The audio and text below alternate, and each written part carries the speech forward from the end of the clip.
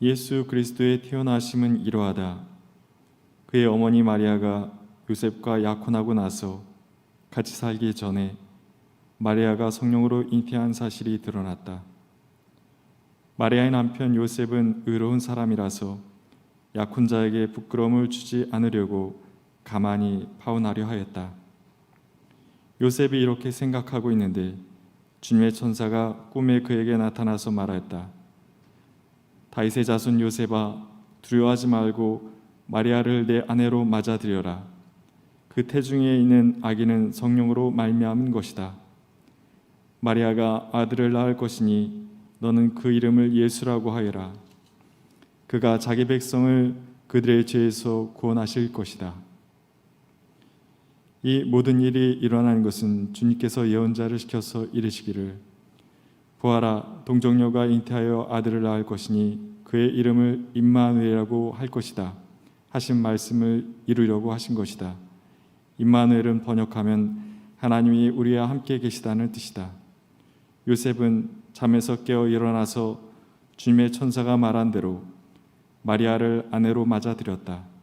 그러나 아들을 낳을 때까지는 아내와 잠자리를 같이 하지 않았다. 아들이 태어나니 요셉은 그 이름을 예수라고 하였다. 천 밑으로 우리 가운데 오신 주님의 은총과 평강이 교우 여러분 모두와 함께 하시기를 빕니다. 또한 세상 곳곳에서 삶의 벼랑 끝으로 내몰린 듯 위태로운 나날을 보내고 있는 우리의 이웃들, 형제, 자매들에게도 주님의 은총이 함께 하시기를 빕니다. 차마 성탄의 기쁨을 한 점 그늘조차 없이 맑고 해맑게 노래할 수가 없습니다. 이것이 우리의 현실입니다. 세상에는 나의 억울함을 풀어달라고 여전히 차가운 거리에서 소리를 높이고 있는 이들이 있습니다. 세상 사람들은 다 외면하는지 몰라도 자기의 마음속에 드리운 그 한스러움을 풀 길이 없어 소리 지르고 있는 사람들 여전히 혹한의 추위 속에 떨며 있습니다. 공의와 정의가 무너질 때 의인은 설 자리가 없습니다. 이게 우리의 정난한 현실입니다. 그러하기에 우리는 더욱더 주님이 우리 가운데 오시기를 간절히 소망하지 않을 수 없습니다. 우리의 삶의 지향을 바르게 하고 그리고 아벨로 상징되는 우리 사회의 연약한 사람들을 귀히 여기는 생명의 문화를 우리 가운데 열기 위해서라도 주님을 우리의 중심 속에, 우리의 내면의 중심 속에, 우리 사회의 핵심적 가치 속에 모셔 드려야만 합니다. 그렇기에 주님은 오셔야만 합니다. 그렇기에 우리는 오시는 주님을 마음을 다하여 환영하고 기뻐하는 것입니다. 부활절에 이어 성탄절까지 비대면 예배로 드릴 수밖에 없는 이 상황이 몹시 안타깝습니다. FM 라디오에서는 성탄절기에 맞는 곡들을 선정하여 내보내고 있지만 일상의 자리에서는 성탄의 분위기를 느끼기 어렵습니다.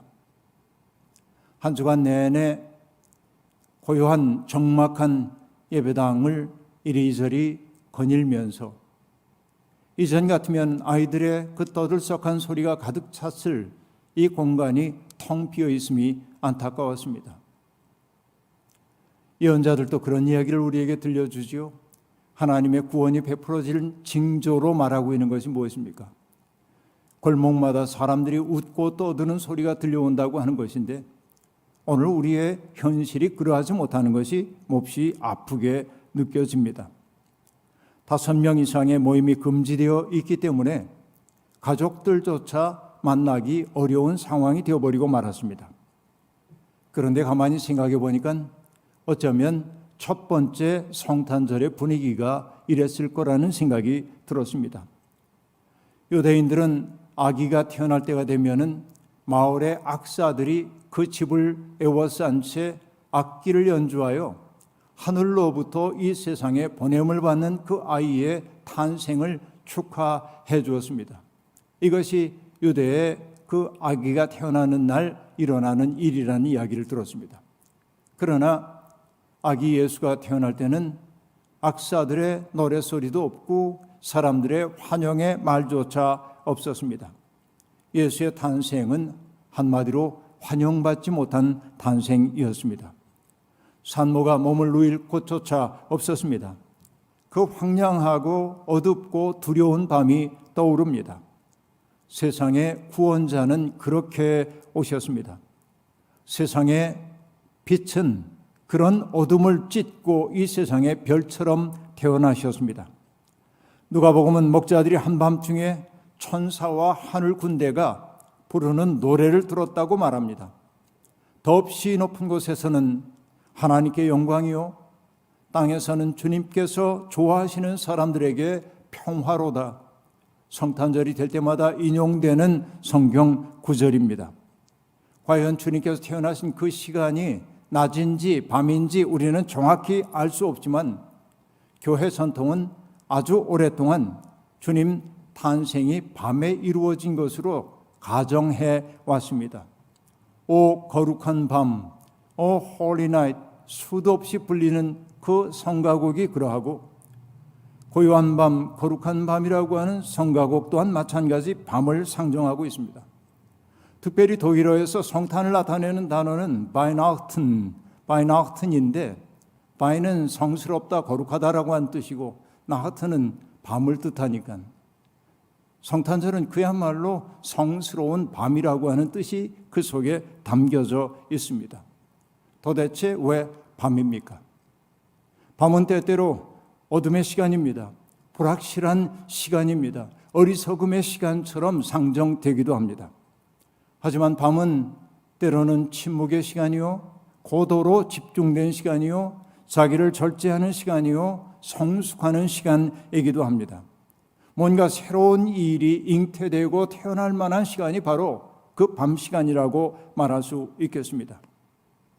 첫 번째 성탄절 하면 들에서 양을 치는 목자들, 그리고 하늘에서 들려온 하늘의 노랫소리 등과 같이 목가적이고 몽환적인 분위기가 떠오르는 것이 사실입니다. 그러나 천사들의 노래 속에는 사실은 혁명의 씨앗이 담겨 있습니다. 무엇입니까? 바로 팔레스타인 변방에서 태어난 이 아기가 로마의 평화라고 하는 허구의 평화를 깨뜨리는 존재가 될 것이라는 내용이기 때문에 그렇습니다. 로마가 지중해 세계를 제압하고 있는 것처럼 보여도 역사를 궁극적으로 섭리하시는 분이 하나님이기에 그 높은 곳에서 다스리시는 하나님의 영광을 찬미해야 한다고 말하고 있고, 군사력에 바탕한 로마의 평화가 아니라 섬김과 그리고 나눔과 희생을 통하여 열리는 새로운 평화, 그리스도의 평화가 다가오고 있음을 말하고 있는 것입니다.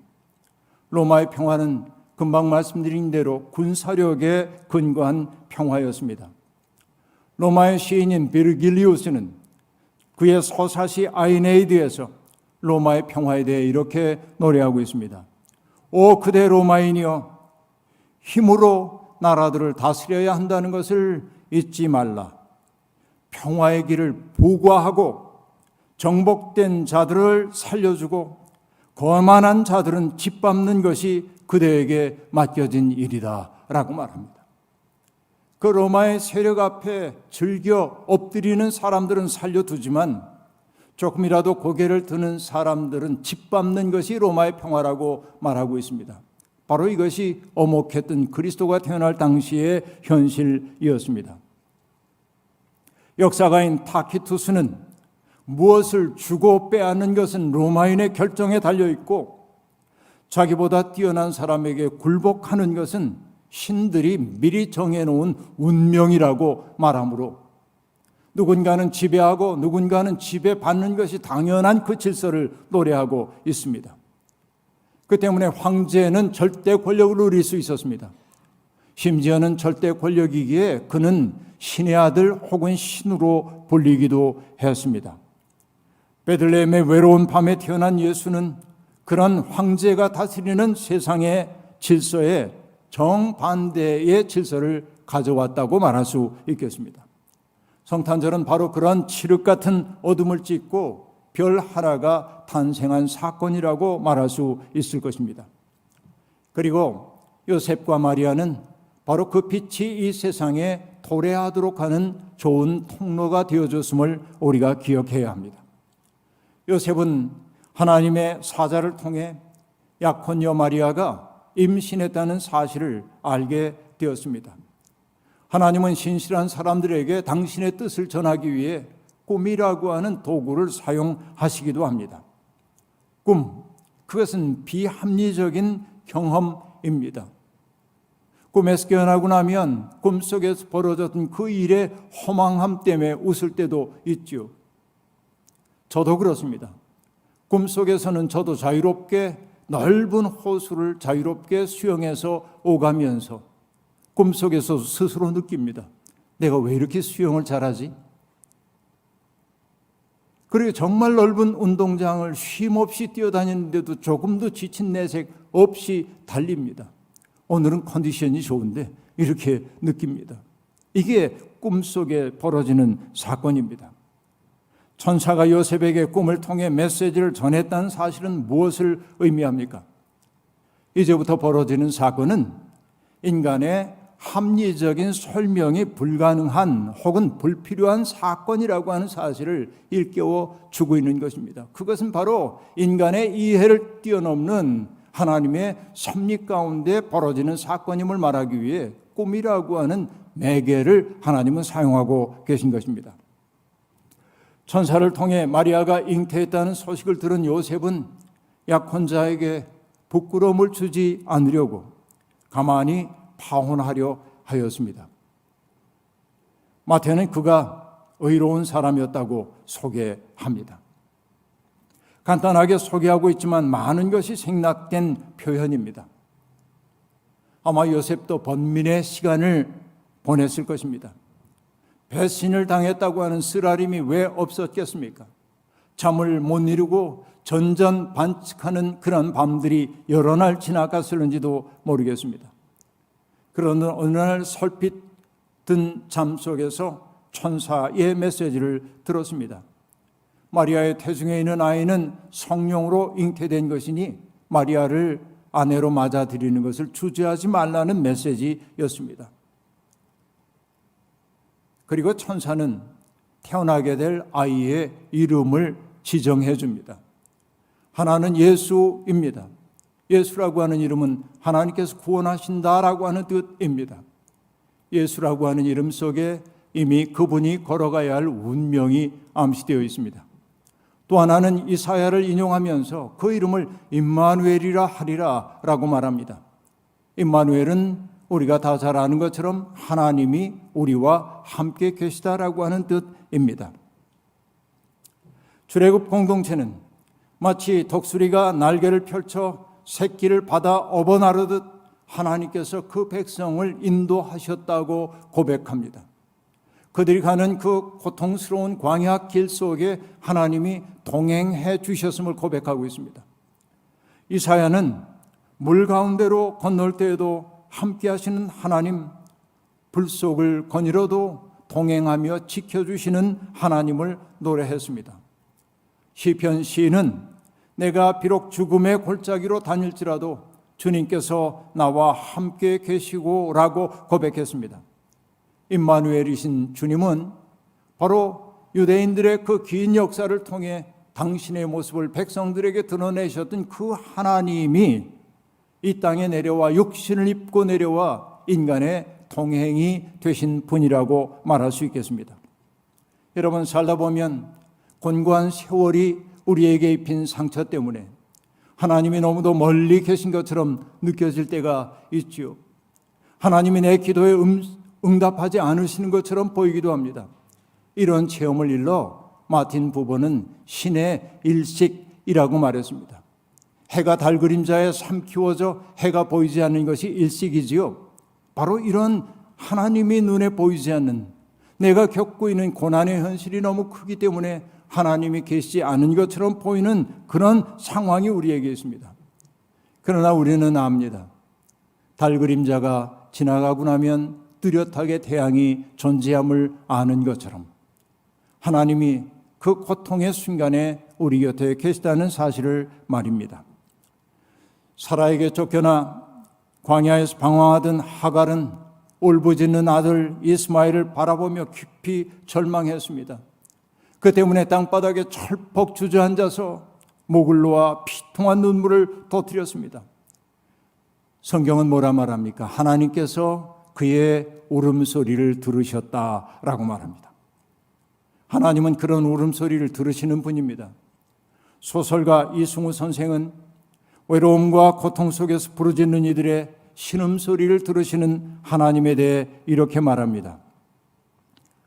땅의 신음소리는 하늘에서는 가장 큰 소리, 못 들을 수 없다. 외로움과 고통 속에서 숱하게 내보냈던 언어가 되지 못한 될 수 없었던 신음소리를 그분이 친히 듣고 있었다는 말이 그녀의 내부에 소용돌이를 만들었다. 들었습니까, 당신이? 그녀는 터져나오는 울음을 주체할 수 없어서 울었다. 하나님 앞에서 울었습니다. 이것이 새로운 생명의 시작이었습니다. 천사는 비통하게 울고 있는 하갈에게 하나님의 말씀을 전합니다. 아이를 안아 일으키고 달래어라. 내가 저 아이에게서 큰 민족이 나오게 하겠다 하십니다. 그리고 하나님이 눈을 밝히시자 하갈은 바로 자기 옆에서 샘을 발견했습니다. 하갈은 물을 길어 아이의 마른 목을 죽여주었습니다. 샘은 이미 그곳에 있었습니다. 절망의 어둠이 그 샘을 발견하지 못하도록 가로막고 있었던 것입니다. 우리도 그러합니다. 지금 목마름 속에 계신 분들 계십니까? 샘은 의외로 가까운 곳에 있습니다. 하나님이 우리와 함께 하시기 때문에 그렇습니다. 들으시는 하나님, 보시는 하나님, 동행하시는 하나님께서 시간 속에 들어오셔서 고통받는 인류의 희망이 되셨습니다. 임마누엘이신 주님 예수 그리스도는 이 세상에 오셔서 세상에 고통받는 사람들의 동행이 되기를 주재하지 않으셨습니다. 그의 운명 자체가 임마누엘이었기 때문에 그렇습니다. 주님은 절박한 처지에 나환자, 시각장애인, 청각장애인, 보행장애인, 그리고 불결하다고 손가락질 당하고 있는 사람들, 그리고 굶주린 무리들, 이방인들 곁에 늘 함께 계셨습니다. 요즘 인기를 얻고 있는 개그맨 조세호 씨라는 분이 계시지요. 그분은 한때 프로 불참러라고 하는 별명으로 불렸다고 합니다. 어찌된 일인가 누군가에게 물었더니 답하더군요. 어느 날 가수인 김은국 씨가 그를 만나서 너 아무개 결혼식에 왜 안 왔어? 라고 물었다는 겁니다. 힐난처럼 물었습니다. 그러자 후배인 조세호 씨는 억울한 표정을 지으며 말했습니다. 제가 알지 못하는 사람인데요. 어처구니 없는 상황이었죠. 그런데 이 상황이 개그의 소재가 되어 다양하게 변주되면서 그는 프로 불참러라는 캐릭터로 한동안 인기를 얻었다고 합니다. 제가 이런 우스갯소리를 하는 까닭은 프로 불참러라고 하는 이 말이 제 양심을 찔렀기 때문에 그렇습니다. 주님이 계신 곳은 궁벽한 곳, 그늘진 곳, 아픔의 자리이건만 우리는 한사코 그 자리를 피하려 하고 있기 때문입니다. 바로 우리들이 있어야 할 그 자리에 우리는 늘 부재 중이었다고 하는 사실이 느껴졌기 때문에 그렇습니다.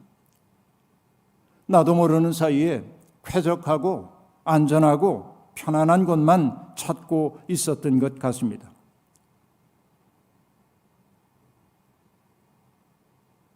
우리가 있어야 할 장소에 부재한다고 하는 이 사실, 바로 이것이 우리의 아픔입니다. 2000년 전에 이미 세상에 오신 주님은 지금도 우리에게 다가오고 계십니다. 매년 성탄절을 기념하는 까닭은 과거의 사건을 기억하기 위한 것만이 아니라 그리스도의 사건을 현재화하기 위한 것입니다. 하워드 서먼이라고 하는 분이 크리스마스의 과제라고 쓴 시가 있는데 그 시가 바로 그 현실을 가리키고 있습니다. 아주 간단한 시입니다. 천사들의 노래가 조용해질 때, 하늘의 별들이 사라졌을 때, 왕들과 왕자들이 편안히 머무를 때, 목동들이 그들의 양떼에게로 돌아갔을 때 크리스마스의 과업은 시작됩니다. 잃어버린 사람들을 찾고, 상처받은 사람들을 고치며, 굶주린 사람들을 먹이고, 옥에 갇힌 사람들을 풀어주며, 나라들을 다시 세우며, 사람들 가운데 평화를 가져오며 마음의 음악을 만들어냅니다. 여러분, 바로 이것이 크리스마스의 과업이라고 시인은 노래하고 있습니다. 오늘부터라도 우리가 할 수 있는 작은 일을 시작할 수 있으면 좋겠습니다. 외로운 이들에게 따뜻하고 정감 어린 엽서 한 장 써보시면 어떨까요? 아니면 마음을 담은 작은 선물이라도 보내보면 어떨까요?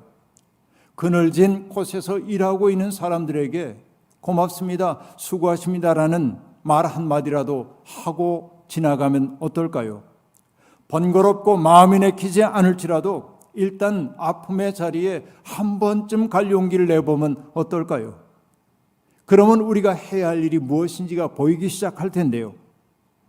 여러분, 누릴 것을 다 누리고 사는 사람들이야 다른 이들의 존재가 그렇게 소중하게 다가오지 않을지 몰라도, 고독하게 살고 있는 사람들은 누군가가 건네오는 평안의 인사 하나가 하루를 살아갈 힘이 되기도 하는 법입니다.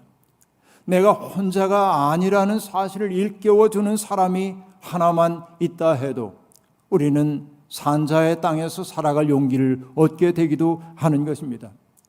성탄의 종소리가 온 누리에 울리기를 소망하는데 바로 우리들이 성탄의 종소리가 되어야 하지 않겠습니까? 당신은 혼자가 아닙니다. 제가 당신 곁에 있겠습니다 라고 말하는 순간 말입니다. 주님이 오심을 기뻐하는 이들은 이제 스스로 주님의 동행이 되어야 합니다. 예수님은 공생의 초기에 제자들을 불러 세우셨습니다. 마가는 주님께서 제자들을 부르신 까닭을 간명하게 얘기해 줍니다. 예수께서 그들을 자기와 함께 있게 하시고 또 그들을 내보내어 말씀을 전파하게 하시며 귀신을 쫓아내는 권능을 가지게 하려는 것이었다라고 말합니다. 세 가지입니다. 척박한 역사의 대지에 하나님 나라의 꿈을 심고 더러운 영에 사로잡힌 사람들을 풀어주는 것이 바로 주님의 제자들이 부름받은 까닭이라고 말합니다. 그런데 그런 무거운 소명, 그것을 감당할 수 있는 힘은, 비결은 어디에서 있습니까? 바로 자기와 함께 있게 하시고라는 말 속에 답이 있습니다. 주님을 우리의 중심에 모시고 또 그 비전을 함께 공유하는 사람들이 함께 있어야 우리는 쉽게 낙심하거나 포기하지 않게 되는 것입니다. 고립되었다는 느낌이야말로 절망의 뿌리입니다. 외로울수록 곁에 있는 사람의 손을 잡을 수 있어야 합니다. 지금 우리가 누군가의 손을 실체로 잡진 못한다 할지라도 마음의 손 굳게 잡을 수는 있지 않겠습니까? 홀로 있는 시간도 물론 꼭 필요합니다. 그러나 좋은 세상을 꿈꾸는 이들은 그 꿈을 공유하는 이들과 자꾸 만나야 합니다. 그래야 우리 속에 있는 우울함이 기쁨으로, 유머로 바뀔 수 있기 때문에 그렇습니다. 그 꿈들이 엮여질 때 비로소 비전이 됩니다.